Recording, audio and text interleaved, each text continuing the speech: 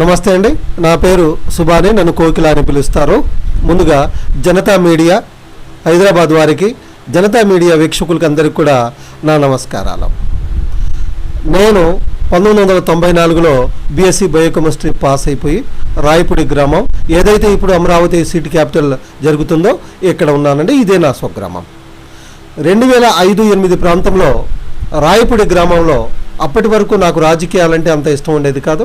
ఈ గ్రామంలో భూస్వాములు రైతుల పట్ల, అణగారినటువంటి దళిత బహుజన మైనార్టీల పట్ల వాళ్ళు నిర్వహిస్తున్నటువంటి లేదా వాళ్ళు ఏదైతే ప్రవర్తిస్తూ ఉన్నారో దానికి వ్యతిరేకంగా వాళ్ళు 2008లో ఫ్లడ్ రిలీఫ్ ఫండ్ని ఏ విధంగా కొట్టేయాలని ప్రయత్నించారో దాన్ని పసిగట్టి అప్పటికి ఒక మేలుకొలుపులాగా ప్రజలందరికీ చైతన్యపరిచి రైతులకు వెంట వేసుకొని అప్పుడు ఉన్నటువంటి కలెక్టర్లు, వివిధ అధికారుల దగ్గరికి వెళ్ళి తిరిగి వాళ్ళ యొక్క కాంపన్సేషన్ ఏదైతే ఉంటుందో వాళ్ళకి తిరిగి ఇప్పించేటటువంటి కార్యక్రమంతో నా రాజకీయ ప్రస్థానం మొదలైందని చెప్పుకోవచ్చు.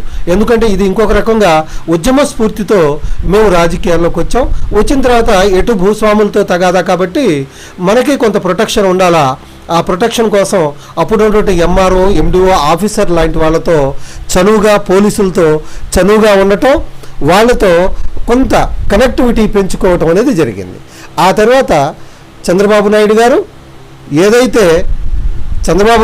ఏదైతే విజనరీ లీడర్గా మాకు అభిమాన నాయకుడిగా కొనసాగుతూ ఉన్నాడో అతనికి మా పుట్టుకతోనే సీనియర్ ఎన్టీఆర్ ఉన్నప్పుడే ఎన్టీఆర్ కత్తి అని చెప్పేసి వచ్చి రాని భాషలతో మాట్లాడుకొని మేము టీడీపీ పార్టీకి పుట్టుకతోనే మా కుటుంబం అంతా కూడా దానికి ఎడిక్ట్ అయ్యాం. ఒక విధంగా చెప్పాలంటే తెలుగుదేశం పార్టీకి వ్యసన పరులు అనే అభిమానుల కంటే వ్యసన పరులం మేము. ఎందుకంటే మేము 8 మంది సంతానం, అందులో 6 అన్నాదమ్ములమే. మా తల్లి, తండ్రి అందరూ కూడా ఇదే ఊరు.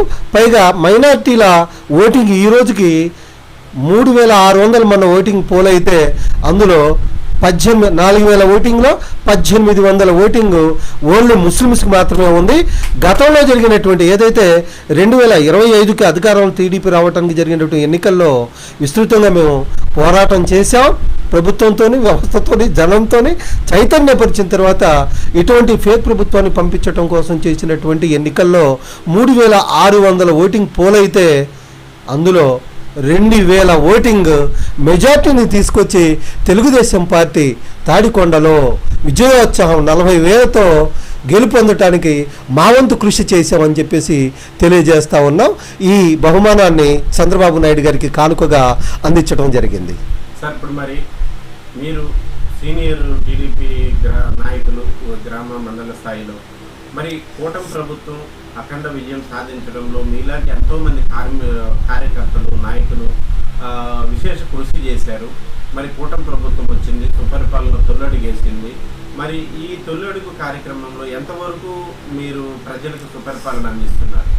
100% చంద్రబాబు నాయుడు గారి సీఎంగా, కూటమి ప్రభుత్వం యొక్క సారథ్యంలో, పవన్ కళ్యాణ్ గారి యొక్క మద్దతుతో, మోడీ గారి యొక్క ఆశీస్సులతో ఏదైతే ఆంధ్ర రాష్ట్రంలో కూటమి ప్రభుత్వం నడుస్తూ ఉందో ఇది 100% కని విని ఎరుగని సుపరిపాలనని ఎటువంటి ఆర్థిక కష్ట పరిస్థితుల్లో అందిస్తూ ఉందో దీనికి నిజంగా ప్రతి ఒక్కళ్ళం కూడా పార్టీలకు అతీతంగా ఒప్పుకొని తీరాల్సిందే.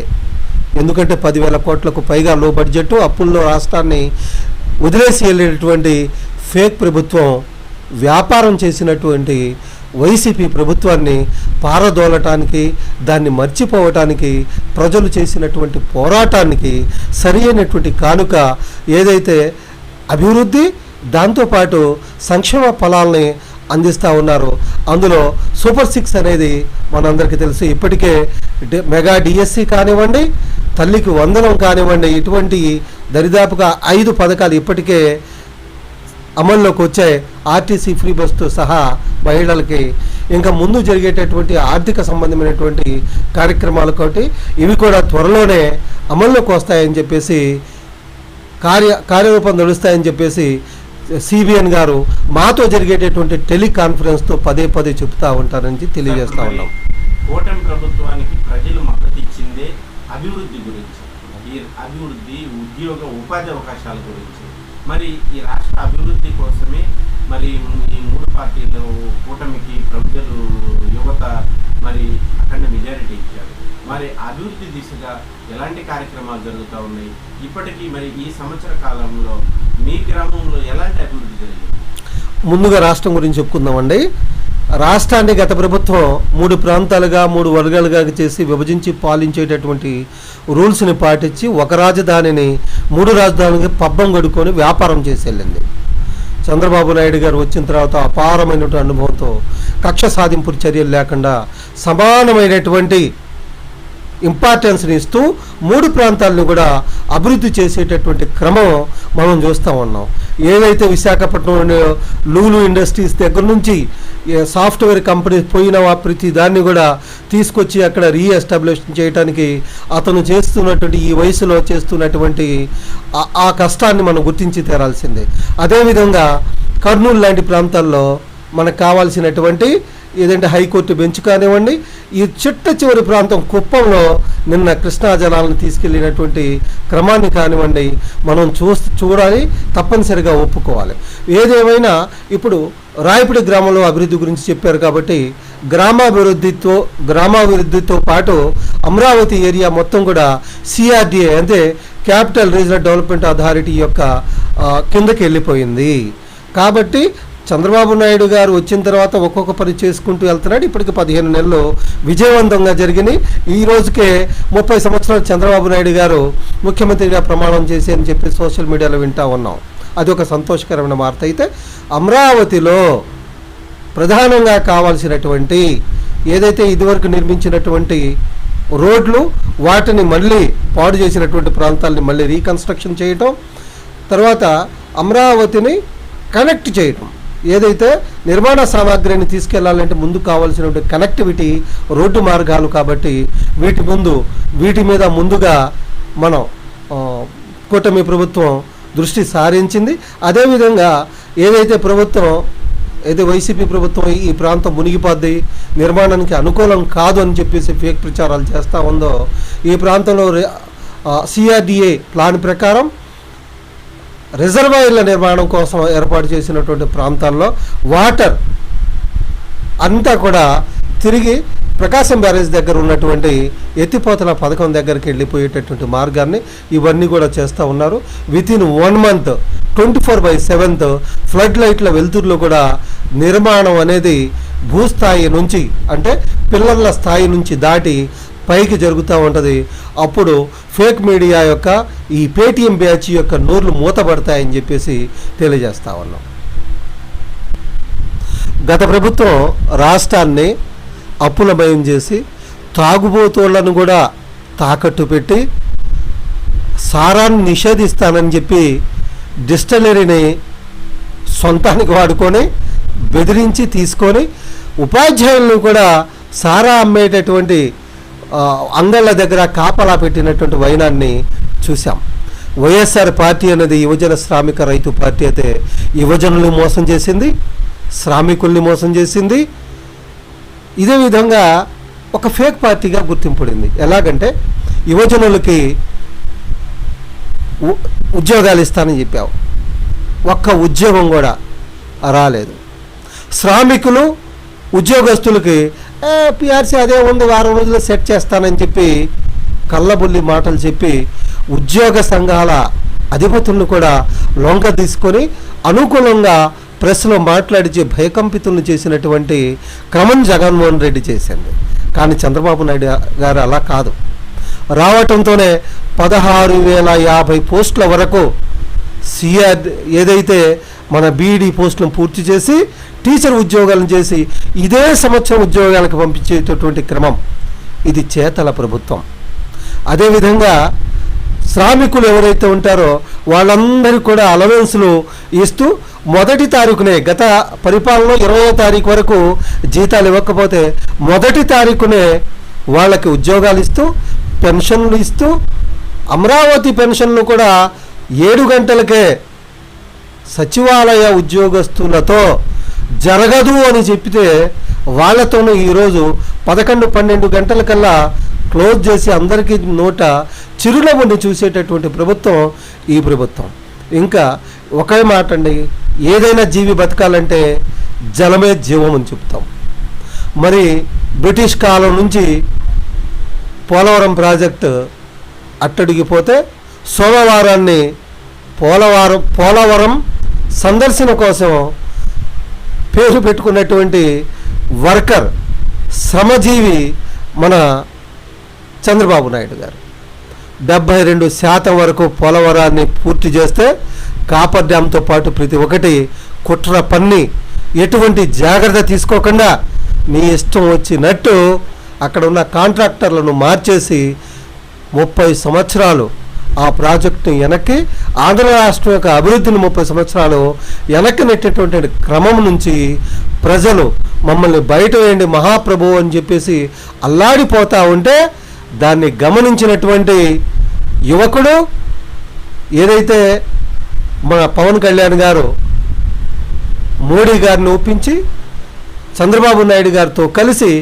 కూటమి ప్రభుత్వాన్ని ఏర్పాటు చేసి ఒక రాక్షసుడి మీద ఈసారి కాకపోతే ఈ ఆంధ్ర రాష్ట్రం అనేక దొంగలకు నిలయం అయిపోద్ది అని చెప్పేసి ప్రజల జీవితాలు అడగారిపోతాయనే ఉద్దేశంతో ఒక తెలివైనటువంటి నిర్ణయాన్ని తీసుకొని ఎన్ని సీట్లు ఇస్తే అన్ని సీట్లతో సరిపెట్టుకున్నటువంటి మహానాయకుడు మన పవన్ కళ్యాణ్ గారు.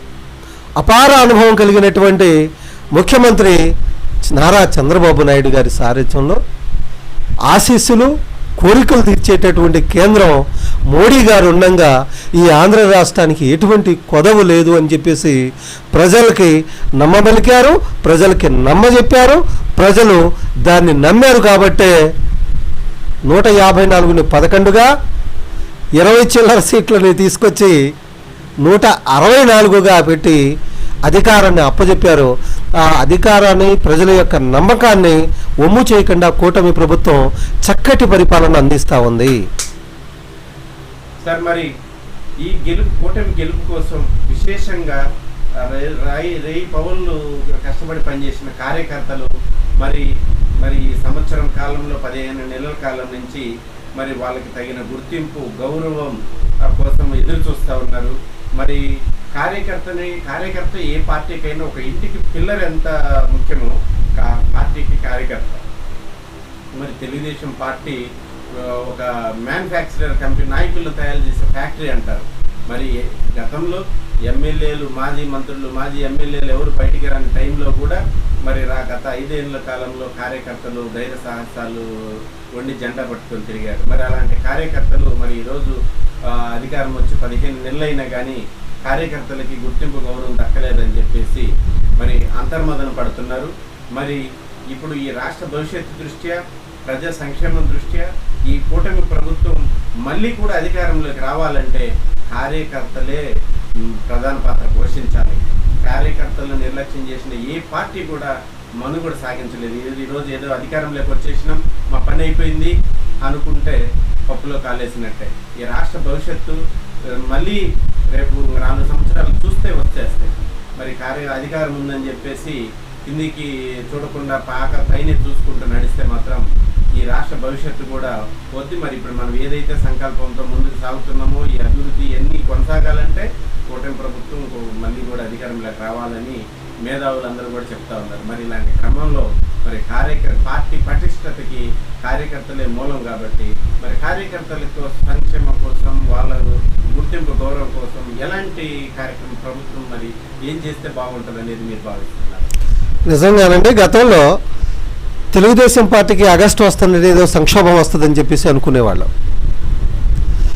కానీ గత 5 సంవత్సరాలు పార్టీని మోసే కార్యకర్తలతో పాటు పార్టీ అధినేతకు కూడా సంక్షోభ కాలం గడిచింది. ఏ అర్ధరాత్రి ఏ పోలీసు ఏ రూపంలో కాగితం పట్టుకొని వస్తాడో, ఏ కార్యకర్త ఎవరిని ఎక్కడ అటాక్ చేస్తాడో అనే భయం జరిగింది. ప్రతిపక్షంలో ఉన్నటువంటి ఎమ్మెల్యేలతో పాటు మా అధినేత కూడా దీన్ని చవిచూసినటువంటి సన్నివేశాలని మనం గమనించాం. నేను ఎందుకంటానంటే కార్యకర్త ఎక్కువ సఫర్ అయ్యాడు. కార్యకర్త గ్రామ రాజకీయాల్లో ప్రధానమంత్రి కంటే చాలా ఎక్కువగా ఉంటాయి. అదేవిధంగా నగరంలో కూడా కష్టంగానే ఉంటుంది. వార్డుల్లో అలాగే ఉంటుంది. ప్రతి వార్డులో కూడా ఇంటికి జెండా కట్టుకొని నెత్తికి టోపీ పెట్టుకొని నా రక్తంలో ప్రవహించేది ఎర్రటి రక్తం కాదు, అది పసుపు రంగులో ఉంది, నేను పసుపు సైనికుడిని చెప్పేసి కదమ రంగంలో దూకి చంద్రబాబు నాయుడు గారిని మళ్ళీ ముఖ్యమంత్రిని చేసుకోకపోతే ఈ రాష్ట్రం యొక్క పరిస్థితి అధోగతం అవుతుంది, మన భవిష్యత్తు అంధకారం అవుతుంది, ఈ రాష్ట్రం నుంచి మనం వలస పోవాల్సి వస్తుంది. ఇప్పుడున్నటి జగన్మోహన్ రెడ్డి మన పొలాలను కూడా సర్వే చేయించి హద్దురాళ్లపై కూడా అతనే బొమ్మలు వేసుకున్నాడు. మనకు సంబంధించినటువంటి డాక్యుమెంట్స్ ఒరిజినల్స్ అతని దగ్గర ఉంటాయంట, మనకి జిరాక్స్ కాపీలు ఇస్తాడంట ఆస్తికి. అంటే ఇవి కూడా వదులుకోవాలనేటటువంటి ఒక భయాందోళనలో పర్సనల్గా చాలా బాధపడినటువంటి తరుణం. ఇందులో ముఖ్యంగా తెలుగుదేశం పార్టీ కార్యకర్తలు విపరీతమైనటువంటి ప్రెజర్కి గురయ్యారు. నా స్థాయికి నేను కూడా వైసీపీ కార్యకర్త ఎస్సీ అట్రాసిటీ కేసు పెడితే అప్పటి డిఎస్పీ ఎటువంటి విచారణ లేకుండా నా మీద కేసు పెట్టినటువంటి తరుణం. నాలాంటి కార్యకర్తలు చాలామంది ఉన్నారు. వీళ్ళందరితో పాటు చంద్రయ్య లాంటి కార్యకర్తలు జై చంద్రబాబు అంటానే తప్పితే వేరే మాట అనని చెప్పేసి గొంతుని గొర్రె కసాయి వాడికి ఎలా అప్పచెప్పుద్దో అలా అప్పచెప్పి బలిదానం చేసినటువంటి క్రమం. ఇటువంటి త్యాగాలు బలిదానాల యొక్క ప్రతిరూపమే మళ్ళీ మన చంద్రబాబు నాయుడు గారిని ముఖ్యమంత్రిగా చూసుకోగలిగాం.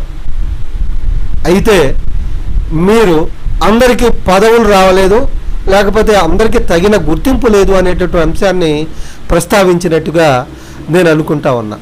నిజంగా ఇప్పుడు కూటమి ప్రభుత్వం, ఈ ప్రభుత్వంలో దామాషా ప్రకారం అందరికీ కూడా పదవులు ఇవ్వాల్సిందే. ఈ క్రమంలో చాలామందికి పదవులు రాని మాట వాస్తవం. ఇందులో చాలా సీనియర్ నాయకులు కూడా చాలా డిలే అయినటువంటి సందర్భం కూడా మనం చూస్తూ ఉన్నాం. ఇక ఇంకొక మాట చెప్పాలంటే పదవుల గురించి, 10 ఓట్లు వేయించే కార్యకర్త కంటే సెంట్రల్ పార్టీలో తిరిగి లాబింగ్ చేసేవాడికే పదవులు వస్తున్నాయని చెప్పేసి జనం అనుకుంటున్నటువంటి మాటను కూడా నేను ఈ సందర్భంగా తెలియజేయాలని అనుకుంటా ఉన్నా. ఇక సంక్షేమం గురించి అనుకుంటే భారతదేశంలో లేని సంక్షేమం యొక్క రూల్ని మా యువనాయకుడు లోకేష్ గారు తీసుకొచ్చారు.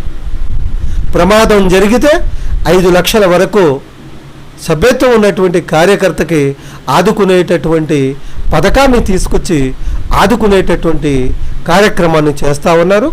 ఏ కార్యకర్తకైనా సరే ఒక వాట్సాప్ మెసేజ్ పెడితే వెంటనే స్పందిస్తూ ఉన్నాడు మా లోకేష్ బాబు గారు. ఈ రాష్ట్రంలోనే కాదు, అదేవిధంగా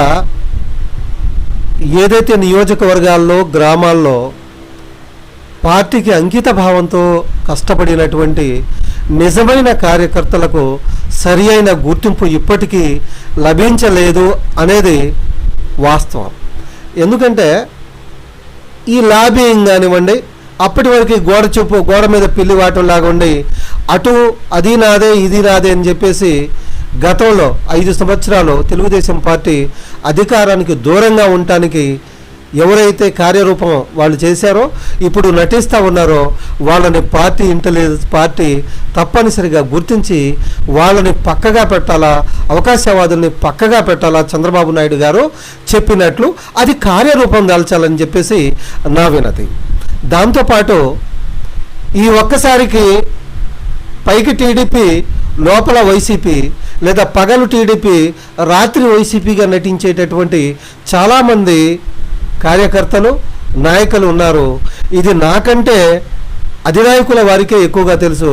కాబట్టి వాళ్ళందరినీ ఎడంగా పెట్టకపోతే వాస్తవానికి గత 5 సంవత్సరాలు మనస్ఫూర్తిగా కష్టపడినటువంటి కార్యకర్త యొక్క మనస్సు నొచ్చుకుందనుకోండి, అది మళ్ళీ మన తెలుగుదేశం పార్టీ అధికారంలో రావటానికి కష్టసాధ్యం అవుతుంది. కనుక అధ్యక్షుల వారు లోకేష్ బాబు గారు దయచేసి నాది ఇది విమర్శ కాకుండా దీన్ని సున్నితంగా పరిశీలించి నా ఈ సజెషన్ని మీరు పరిగణలోకి తీసుకోవాలని చెప్పేసి కోరుకుంటా ఉన్నా. ఇంకొకటి, అమరావతి ప్రాంతంలో ఉద్యమం తెలుగుదేశం పార్టీ ఉవ్వెత్తున మళ్ళీ అధికారంలో రావటం కోసం జరిగినటువంటి ఎలిమెంట్స్లో అమరావతి, పోలవరం కూడా ముఖ్యమైనటువంటి భాగాలే. అమరావతి ప్రాంతంలో అనేక మంది ఆస్తులు పోగొట్టుకున్నారు, కేసులు పెట్టించుకున్నారు.